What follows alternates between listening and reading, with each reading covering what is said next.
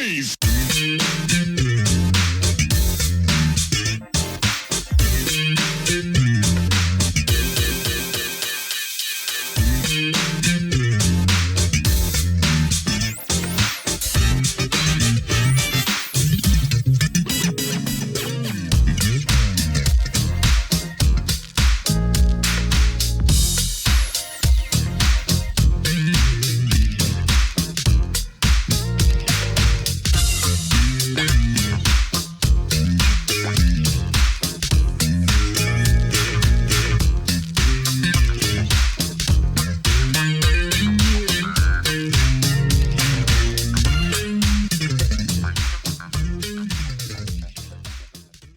Welcome back to the next part of this Truth and Rhythm episode. Be sure to subscribe to this channel. If you've already done so, please share it with friends. Also become a member by joining Truth and Rhythm on Patreon, or consider donating at funkinstuff.net.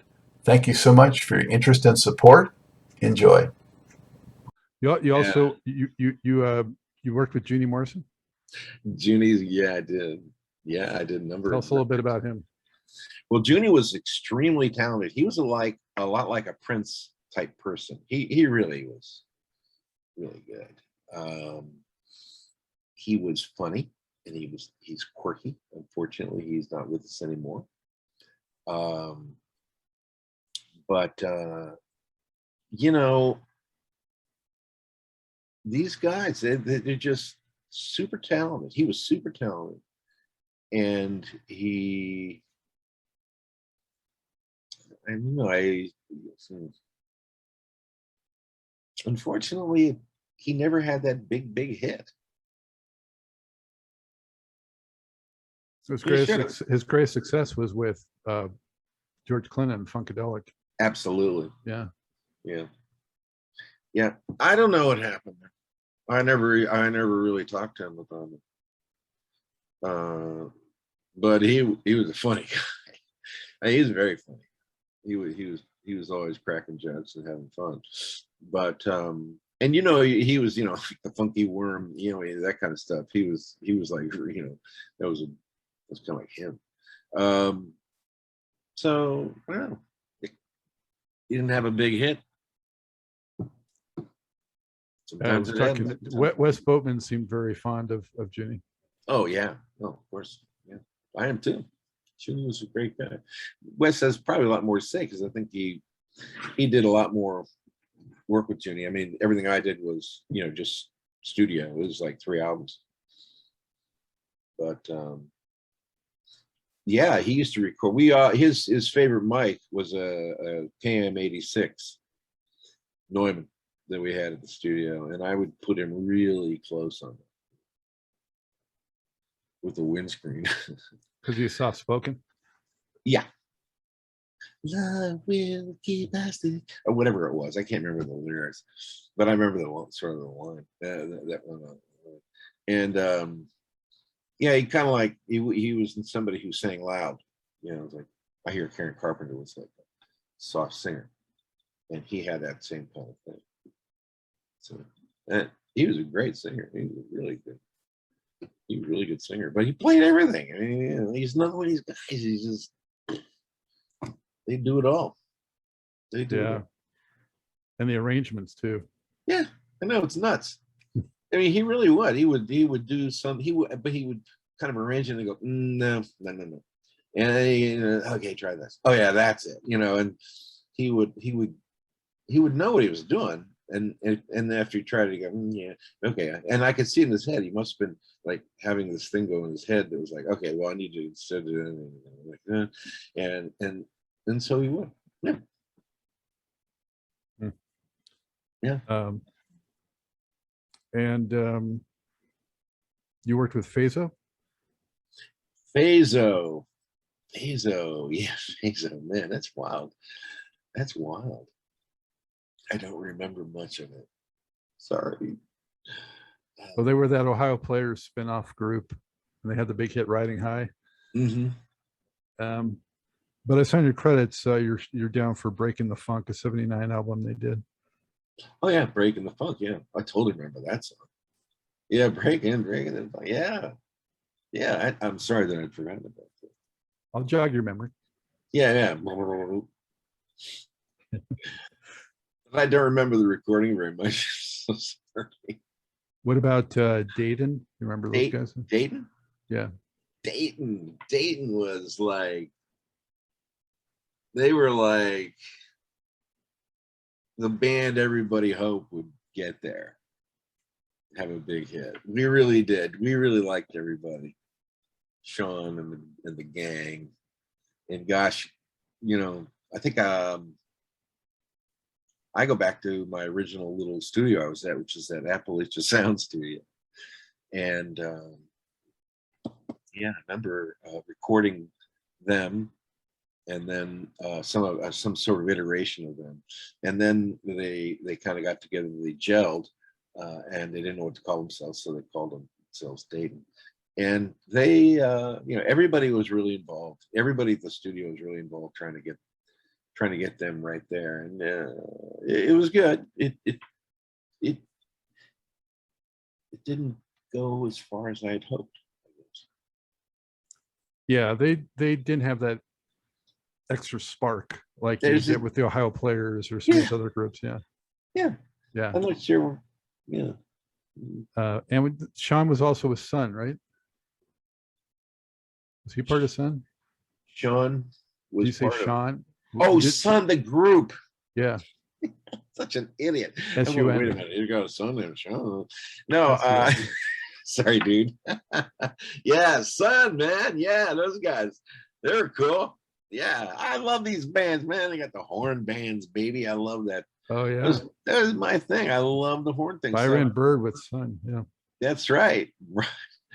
Bird, he was a nice guy. He was quite, you know, that guy was a little bit like bigger than life, didn't you think?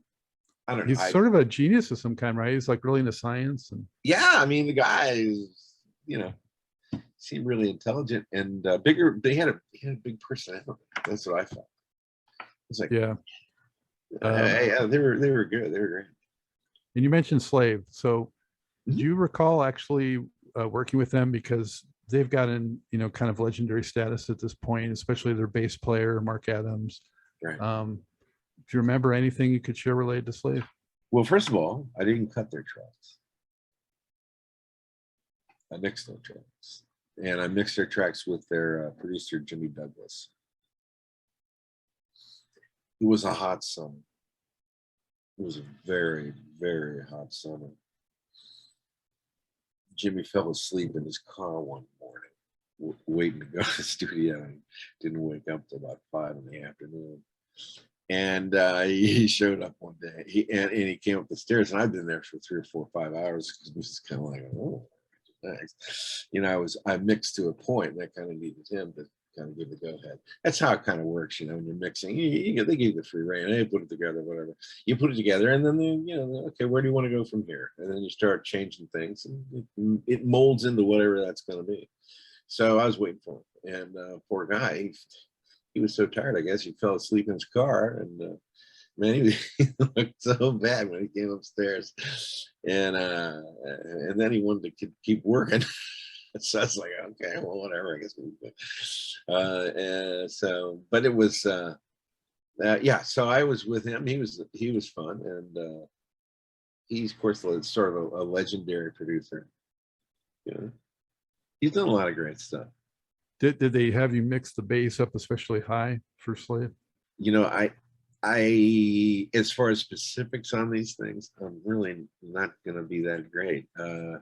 It's been a long time, and to remember how, you know, I might put something is it's probably, you know, what, I don't know, because I can't remember that kind of detail. However, I don't have any problem doing that.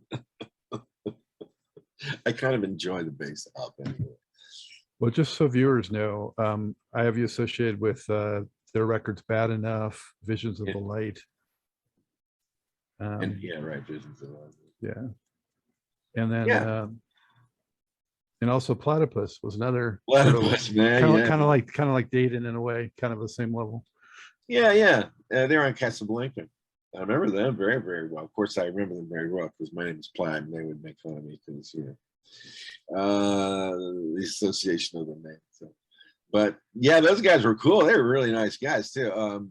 Again, they come in there, do their thing, and that's that. We just I remember them knocking it out, having fun, good times. I remember one session, but I'll go back to I'll go back to the players. Okay, so here I come into this session, and first of all, they got the spread, man. The spread is awesome. Spread is awesome. Everything, every alcohol, every roast beef, chicken, everything. They had that through Casablanca. I guess so. Yeah. And then there was a night where they had some girls show up and in a G-string only and kind of rub themselves around the glass. It was crazy. I really thought to myself, man, I have made it. And then the next thing, I was able to do some mixing with these bands out in LA. So that was fun.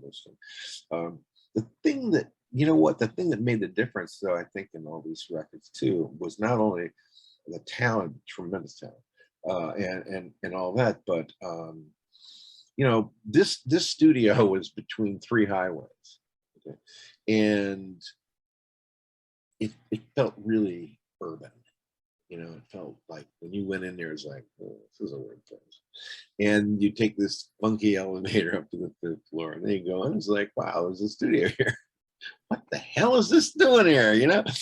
And so I enjoyed that. So you go up there, but there was a console there. There was a Sphere console, and I think like there was some recording going up at Paradigm or something like that in Detroit. And I think one of the reasons that they got a good sound was because they had an older Neve. And we had this Sphere console that was pretty proliferate in the Midwest, but not so much, in the East Coast. This console, it had a sound and it had a punch. And it's difficult to explain that, but so many consoles didn't. And I can give you the reason why. It's simple. It has to go back. It all goes back to the power supply at the end of the day. Okay. So they measure one channel and wow, look how fantastic it looks.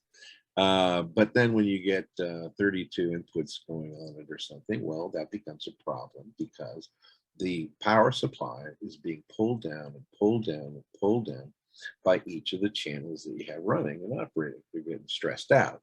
So what happens is the power supply drops, and then what's left is the problem of headroom, and your headroom begins to drop. That means that it's going to be distorted. So it starts to distort.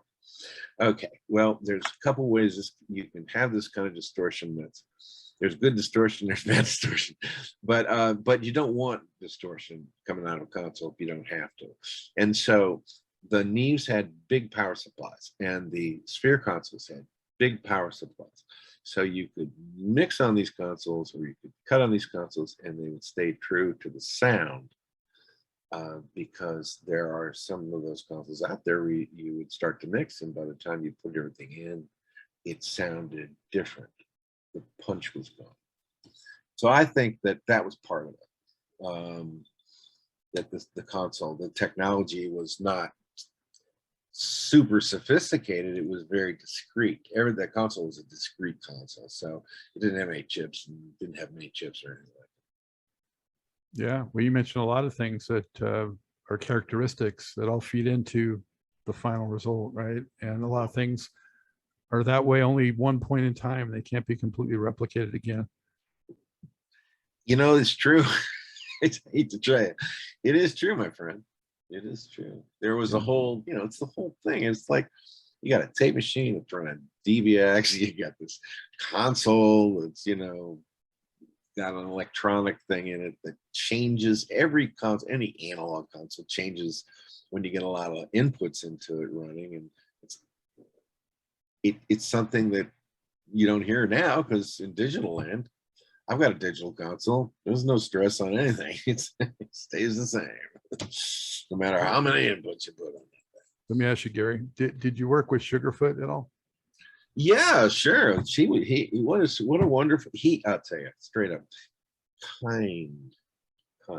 That's the way I would put it. Kind. Nice guy, really sweet. Oof, such a great guy. And you would never know it from looking at him and from hearing him, but he was funny, man. He had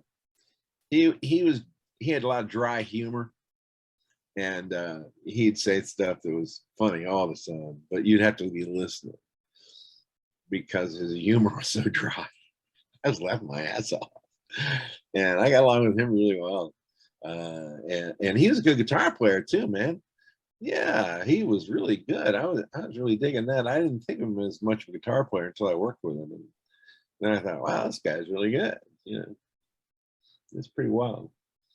Another great guitar player, of course, is Roger, and Roger would, I don't have a lot of Roger credits. My friend Robin Jenny does. He worked with Roger and Zapp a lot more than I did. And I did a bunch of recording. I don't know what it was necessarily for at this point. So anyway, I didn't get credited, which is typical. Not, there's kind of a scene there. So anyway, I remember Roger though. What he would do was he would take his guitar and he would put it on we're recording this is this is a keeper track, right? He'd put his guitar up there and he'd just playing on. He'd be like doing all this stuff. I'm just like, Jesus Christ, man, this guy's unbelievable. And of course, he did the talk box with the Moog, and he also did it with his guitar, but he did it with the Moog too. But the he was something else, man. I'm just kind of I'm going back in my mind now, and I'm kind of reliving a minute with him. And he was kind of what was it called?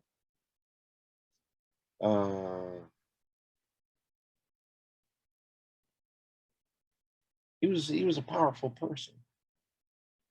His personality was powerful. Roger's personality was powerful. Charismatic. Yeah, charismatic but powerful. And he had no problem telling you something if he wanted to tell you, which is fine. But he was something, man. He played his guitar. It was unbelievable. There's a story I wish I could tell, but I can't. All right. So when and why did that studio stop recording? Oh, burned down. Oh. Yeah. Yeah, it was interesting because Midnight Star and those guys had a studio above. They put in something up on the 6th floor. And there were other artists in there. I mean, there were a little bit like painters and things like that. So it was a really nice artsy building. My sense of it is that it was arson. That's just my sense. It started on the top of the building on the roof. That's what I heard. So I don't know how you start something on the top of the roof. Meteorite. Meteorite, yeah. Something. Lightning strike. Yeah. I mean, I shouldn't say it's arson. I would have no idea officially, and I'm not somebody who's like knows necessarily. I don't know that, but yeah, it was unfortunate because the studio, that building burnt down. The studio burnt down. A lot of stuff. Were there any tapes in there that got lost? Yeah, there were tapes, but the smart guys would take their tapes with them at the end of the record. So if there was anything going on at the time, now by then I had moved, and I wasn't in Cincinnati. So when it did burn down, I wasn't there. Okay, man. No. You're off the hook. What year did it happen? About? I can't remember that. I could look it up. 80s, but 80s or 90s or? I must have been somewhere in the 80s. Yeah, Rich Goldman. Do you ever talk to him? No. Oh yeah, you got to talk to him. He was a studio owner. Rich is quite a guy. and he has a business that has been very successful. He's in Los Angeles, and it's a music business where they place music for a lot of new movie trailers and movies. He's doing well. Anyway, he's an interesting character. Yeah, I'll have to look into that. Yeah, I like him. He has a sort of a style. So you moved to the West Coast before you started doing some of these other things like Bon Jovi. I have you worked with Bon Jovi and Yeah. Spyro Gyra and those people. Well, Spyro Gyra was up in Cincinnati, but yeah, I'm. You remember this guy John Phelps I was talking about, where Full Sail had originally been up in Chicago and moved to Florida, and that was a very smart move. And so at that point, oh yeah, now I remember, I was getting married, and so I thought, I should go back teaching or something. So I wound up going to Florida and rejoining the company, which was called Full Sail. That's Full Sail University now. And I was there. I was with the company probably 20 years.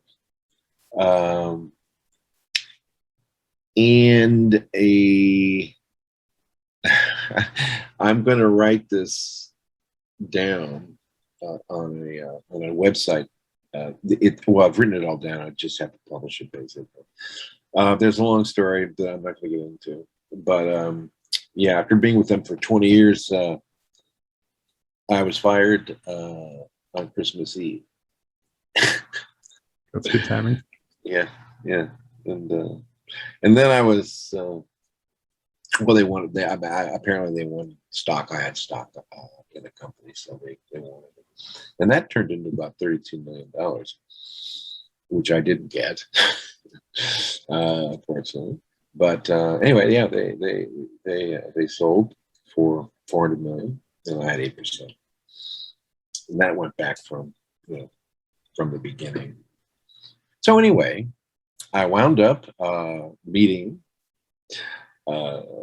someone who was of Dutch origin about a week later, between Christmas and New Year. He asked me if I wanted to meet him in Santa Barbara, so we went to Santa Barbara, and we met him there. His name is Erick Sermon, and Erick Sermon is a Dutch now he's deceased unfortunately, but he was a Dutch billionaire. And so we got to talking, and there's a bit of a long story, which I'm not going to go into. And then we had a really great time together. We hit it off and decided we would start our own school. So he was the backer, and I was the person. So we started a school here in the East Bay called Expression College for Digital Arts. And he was the backing, and I was the person who put it together and created the stuff and all that.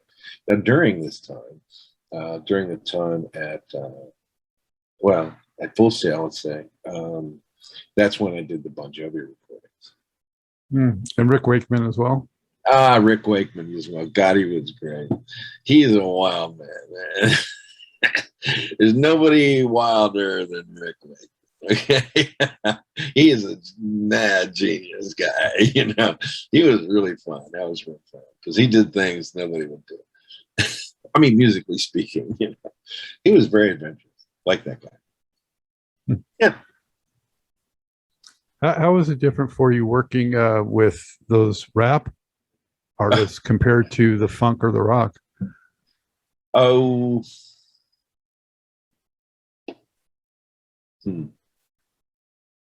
I mean, no bands, right? I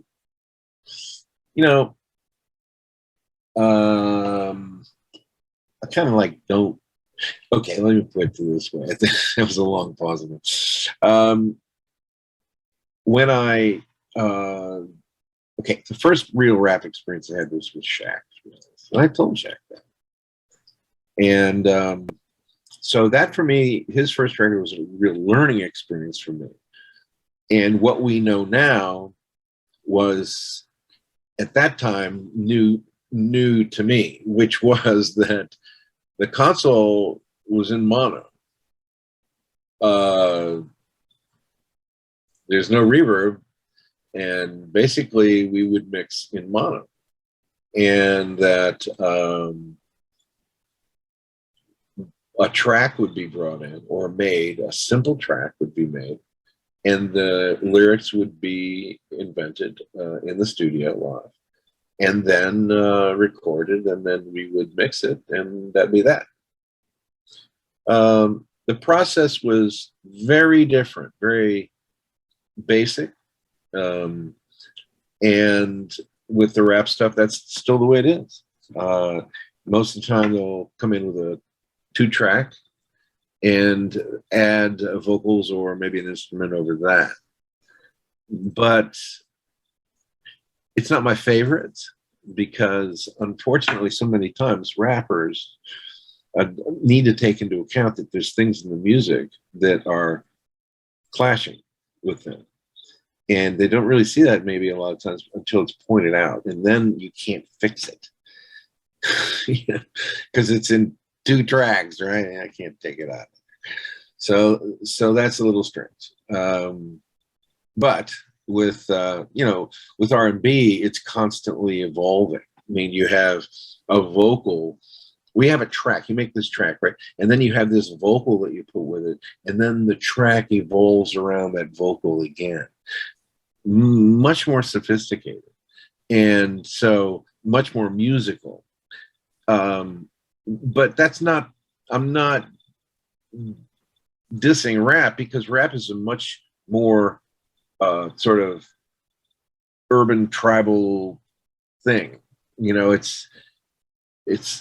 It's becoming more and more musical, but it kind of started out, in my mind anyway, as wanting to make a statement. And that was the most important thing, not necessarily a melody or anything, about the statement, so that you understand what I'm talking about. That's what I thought. Yeah. More direct. Who are your who would you say are your top 3 or 5 all-time favorite? You mentioned Chicago, all-time favorite musicians or bands. Well, I've always liked Chicago, and I was very fortunate, as I say, to work with Bill Champlin, who is another one of these, elite musicians. Really, he's amazing, and funny. He's funny in the studio. He has more jokes. He comes with more jokes than anybody I've ever met. And they were always funny. Of course, he always got these because he was in the studio with all these other people in LA, right? So he come up here, and it was fresh material. So I was a good audience, But anyway, yeah, he was great. My favorite is probably of all time is Adrian Blue. He's going to be on tour with Todd Rundgren. And they're doing a Bowie tribute, because Adrian played so much with David Bowie. And so, he's familiar with every one of Bowie's songs and everything. And Adrian actually had David Bowie play on one of his songs called Pretty Pink Rose. That was kind of cool. But yeah, Adrian Blue, he's my brother. Yes. Who would be third?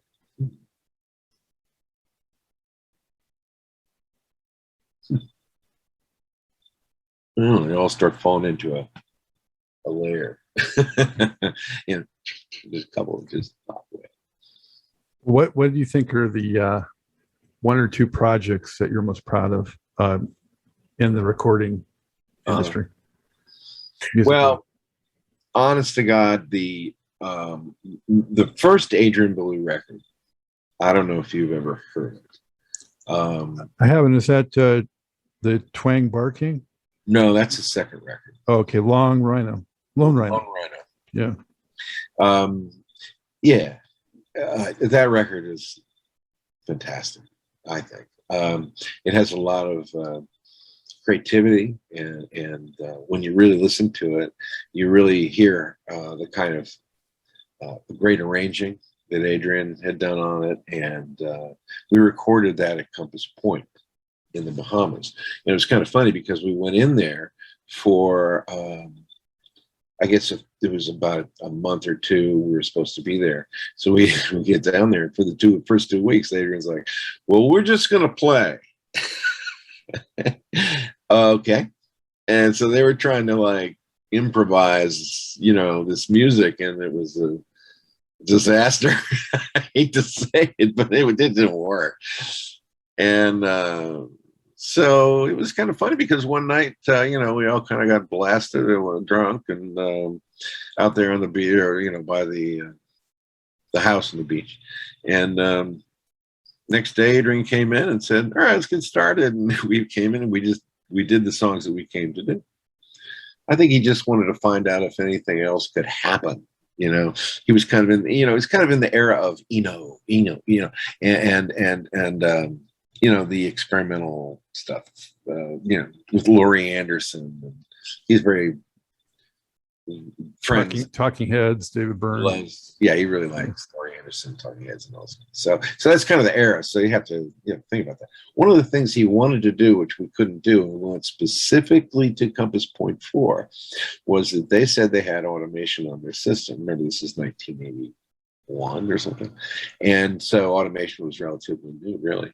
And so, okay, great, we're going to go there. What Adrian really wanted to do was he wanted to play a song in a key, and then he wanted to play the song again in another key, and then he wanted to play the song in another key. And then what he wanted to do was he wanted to sit there with root buttons and just lift this way and go to that key, and then lift them and try to go to that key. And he wanted to make this sort of this musical piece that had some kind of what's the word I want? It just kind of came from the ethereal?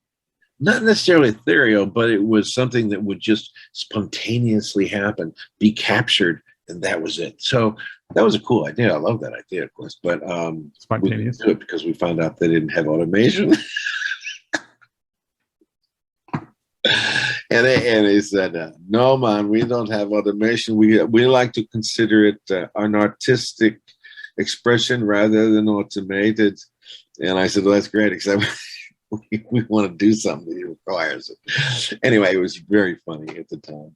And we kind of, I think we tried it. It didn't really work very well, so we moved on. But, you know, fun. How much time did you spend on that project? Oh, doing that thing was about a day, you know, maybe a day. And then we found out we didn't have automation, and that became a problem. But once we started going, it was very smooth, real smooth after that. We just had a real interesting time getting acclimated and all that. And during the time I was there, they had this migration of snails. It was weird, man. And those snails were coming across, and they're thick. I mean, they're just thick. You can't not step on them, you know? They're just everywhere. And they're on the road, on everywhere you go. Well, that's not ideal. Yeah, it was very strange, you know. You learn these things as you get around it, I guess. Wow. Gary, I'm going to wrap this up pretty much, but I wanted to just throw out there, was there any other Fifth Floor story or artist or recording story that we forgot or left out that you want to add? I don't know. I don't know, but I'll tell you one thing that was very interesting, indelible in my mind, was there was a night when the Who played at the Coliseum. And the Coliseum was literally down the street. And so we're on the fifth floor and looking down the street, and we're recording, and all of a sudden there's millions of sirens and ambulances and all this stuff. And this was when the Who had the problem with not having seats assigned, just open seating. People had to be there. There was a crush, and 12 people died maybe in that crush. But that was wild because here I'm looking down, and you just a sea of red lights. And then we learned that there had been people crushed to death in the melee trying to get to their seats. So that was strange. That was strange. But I wouldn't have seen that had I not been in fifth floor. Fifth floor was definitely a strange, not a strange place. No, it wasn't strange. It was cool. It was just different. It was real. You know what I'm saying? I don't know if you get that, but it was real. It wasn't like, oh, cool, you're at this studio. It just really wasn't like that. It was like, okay, we're going to go to the studio, we're going to get something done. It was great. Thanks for letting me do my thing. Hey, thanks for doing it, and thanks for all the great work and all those great recordings that now are with us forever. Cool. There you go. I should do this. I should there's like got gold records and stuff like that up, but they're always, unfortunately, they're on the wall behind my computer. Anyway, it's kind of fun. Was that one a Midnight Star that I saw? Yeah, sure. Yeah, Midnight Star. Headlines, maybe. Headlines, yeah, that, and they had another record to do which called Victory, and I really enjoyed that. Very cool. But I think I heard those guys were great live, but I don't think I ever got to see them. Oddly, I never saw them live. Yeah. Isn't that weird? I saw them in the studio. They were great there. So I would have figured that out. But it's funny, I didn't ever see them live. So are you doing anything right now that you want to get out there, or should we? Not so much. I really appreciate the time. Thank you so much. Thanks, Jerry. And hopefully I looked into the camera enough that made sense. You're a real good guy. So I'd like to get to know you a little more, and I'll be checking out more and more of your shows. Wow, I just can't get over how cool you are for doing that. Thank you very, very much. Thank you, Gary. It's been a pleasure. Been great with you. Take care. Take care, you too. Okay, bye-bye. I hope you enjoyed this episode of Truth in Rhythm. A big thank you goes out to our guest as well as to you, the viewer and listener. Also, much gratitude to Pleasure for supplying the show's funky opening and closing music. As a reminder, you can always access the complete list of linked shows by episode at funkandstuff.net. I urge you to support this program and receive the extra benefits along with that by subscribing to the Funk and Stuff channel on YouTube and sharing it with funk, R&B, and jazz lovers, joining Truth and Rhythm's membership program at Patreon, submitting a donation at funkandstuff.net, buying Everything is on the One, the First Guide to Funk book at Amazon, shopping at the Funky Things store for cool merchandise at funkandstuff.net, and linking through funkandstuff.net for all of your Amazon purchases. In addition, if you're an artist or anyone seeking proven, results-oriented professional marketing, PR, writing, or editing consultation or production, check out the media services section at funkandstuff.net. Also, I encourage you to drop me a line at scottg@funkandstuff.net.